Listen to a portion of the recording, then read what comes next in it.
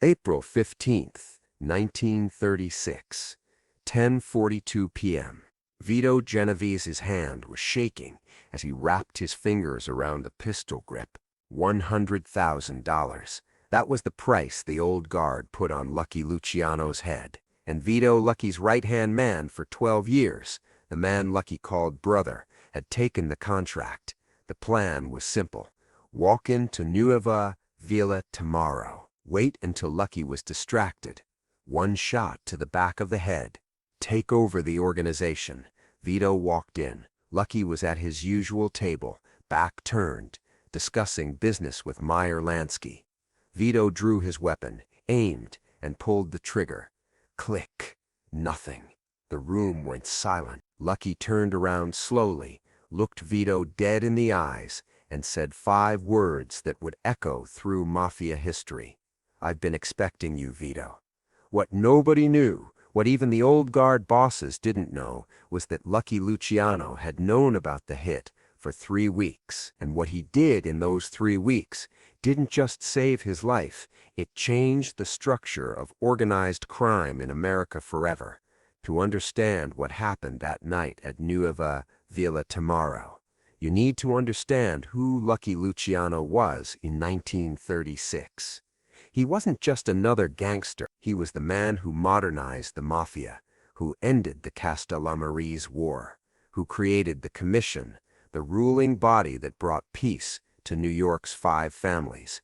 But peace always comes with enemies, and Lucky's enemies were the old guard, traditionalist mobsters who hated that a young Sicilian American was telling them what to do. By the mid-1930s, Lucky controlled bootlegging, gambling, and prostitution across New York. He'd killed Joe Masseria, the old boss of bosses, and restructured the entire organization. No more mustache Pete's, no more old world rules, just business. But some people missed the old ways, and they wanted Lucky gone. The problem was Lucky Luciano was untouchable. He had Meyer Lansky as his strategist, Frank Costello as his political connector, Albert Anastasia as his enforcer, and Vito Genovese as his most trusted lieutenant. If anyone could get close enough to kill Lucky, it was Vito. March 25th, 1936. 3 weeks before the shooting, Vito Genovese was leaving his apartment in Little Italy when a black Cadillac pulled up, the window rolled down. Salvatore Marenzano's nephew, Giuseppe, sat in the back seat. Marenzano had been killed by Lucky's men in 1931. His family hadn't forgotten. "Vito, we need to talk." Vito's hand moved toward his waistband. "About what?" "About Lucky. About your future. Get in." Vito should have walked away, should have told Lucky immediately, but curiosity and ambition made him get in the car. Giuseppe didn't waste time. "Lucky killed my uncle, killed the old bosses, destroyed the families. And now he's running everything like it's his personal business. That's how it works now," Vito said. "That's how he wants it to work. But the old families remember. We remember when bosses showed respect, when there was honor, when Sicilians ran things, not some Americanized kid playing gangster." Vito said nothing.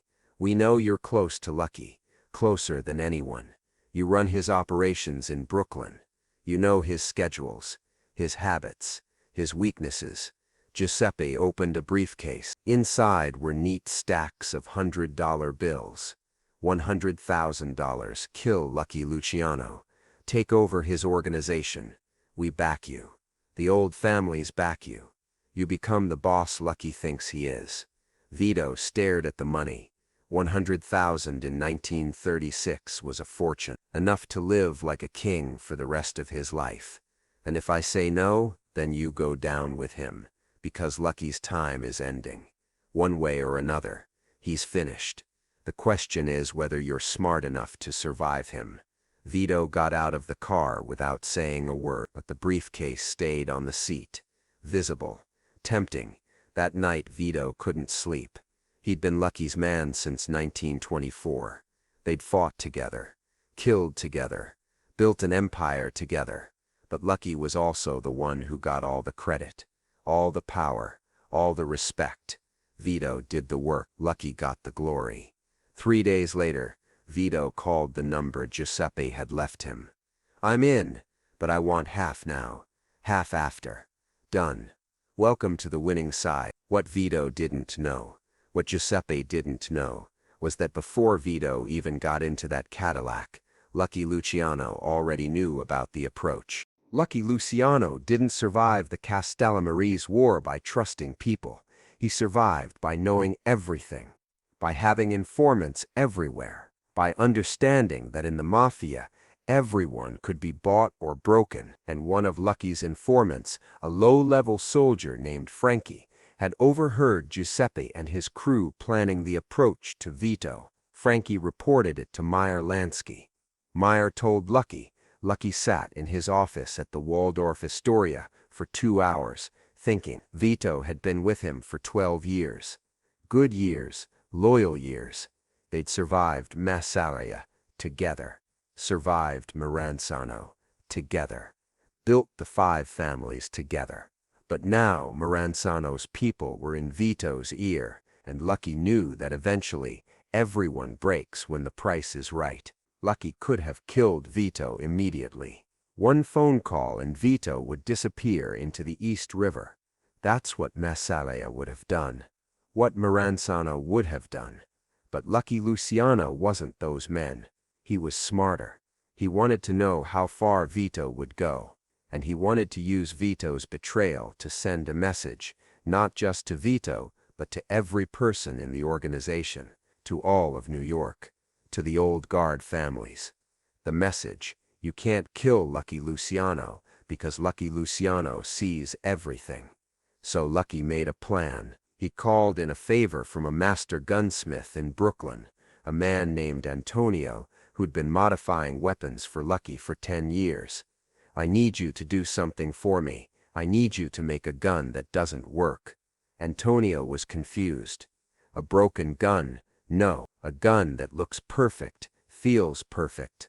But when you pull the trigger, nothing happens. No bullet, no firing pin strike, just a click. You want a dummy gun? A perfect dummy gun. Can you do it? Antonio could. Within 3 days, he delivered a modified .38 special that looked identical to Vito's service weapon. Same weight, same feel, completely inoperable. Now Lucky needed to swap Vito's real gun with the dummy. That meant getting into Vito's apartment when Vito wasn't there. On April 10th, 5 days before the hit, Lucky sent Vito on an errand to Philadelphia. An important meeting with a union boss. It would take Vito at least 5 hours. While Vito was gone, Lucky and Albert Anastasia entered Vito's apartment. They found Vito's gun in a drawer in his bedroom, exactly where Lucky knew it would be. They swapped it with Antonio's dummy. Vito would never notice. Now Lucky had to wait. He had to let Vito make his move, because if Lucky confronted Vito before the assassination attempt, Vito could deny everything. The old guard could find another traitor. The cycle would continue. No, Lucky needed Vito to pull the trigger, needed Vito to commit, and then in that ultimate moment of betrayal, Lucky would reveal the truth. The message would be clear. You can't betray Lucky Luciano because he's always watching, always knowing, always 3 steps ahead. April 15th, 1936. 10:42 p.m., Nuova, Tammaro. The restaurant was packed. 80 people. Mobsters, politicians, businessmen. Wednesday night in Brooklyn meant deals, conversations, and power-changing hands. Lucky was at his corner table with Meyer Lansky, discussing a new casino venture in Havana. He wore an impeccable gray pinstripe suit, diamond cufflinks, his trademark fedora resting on the table beside a glass of wine. Vito arrived at 10:30. He'd been drinking not enough to be drunk, but enough to steady his nerves. In his jacket pocket was the .38 special, the gun he'd been carrying for 12 years, the gun he thought would make him boss. Vito positioned himself near the bar, watching waiting. Lucky had his back turned, focused on the conversation with Meyer. Vulnerable. At 10:42, Vito made his move. He walked through the crowd, hand inside his jacket, gripping the pistol. Nobody noticed. Vito was always near Lucky. He was the lieutenant. His presence was expected. Vito came up behind Lucky's chair, 8 feet away. Then 5, then 3. He drew the gun. A waiter saw it first. His eyes went wide.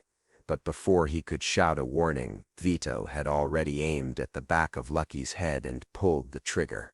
Click sound of a firing pin hitting nothing echoed in that suddenly silent room. The band stopped playing. Conversations died mid-sentence. 80 people turned to look at Vito Genovese standing there with a useless gun in his shaking hand, and Lucky Luciano sitting calmly, not even flinching. Lucky took a slow sip of his wine. Then he set the glass down gently and turned around in his chair.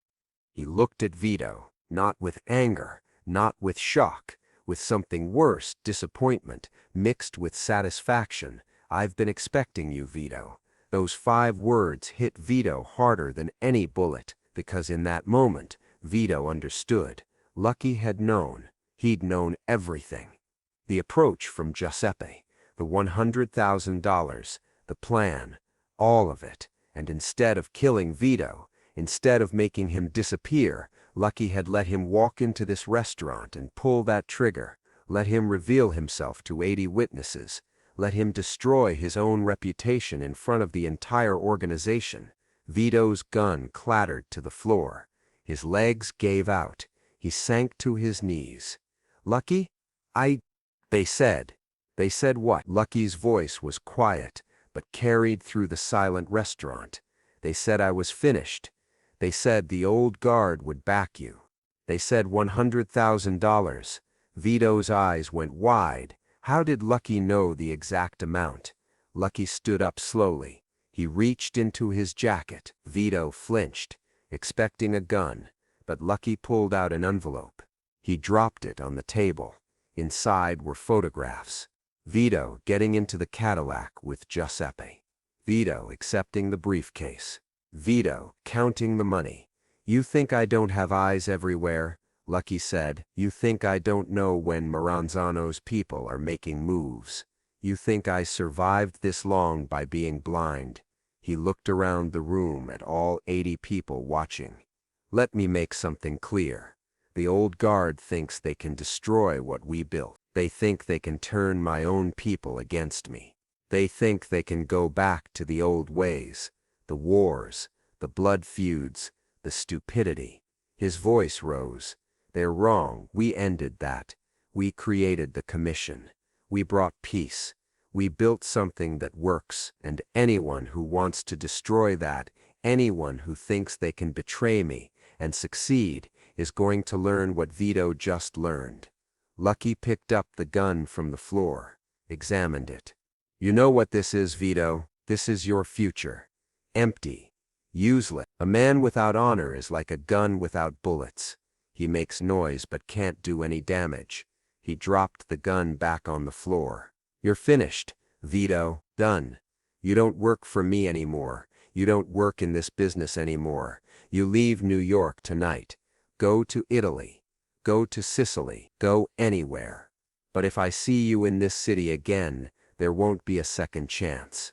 Lucky, please. I made a mistake. They promised. They promised you power you hadn't earned, respect you didn't deserve, and you believed them because you're weak. Strong men build, weak men betray." Lucky turned to address the entire restaurant. "Everyone here needs to understand something. The old ways are dead. The boss of bosses is dead. We work together now. We have rules. We have structure. And anyone who tries to destroy that, anyone who listens to the old guard's poison, they end up like Vito. Broken. Finished. Gone." He raised his wine glass to the commission and to loyalty that can't be bought. 80 people raised their glasses to the commission. Vito stood on shaking legs. picked up his useless gun and walked out of Nuova Villa Tammaro.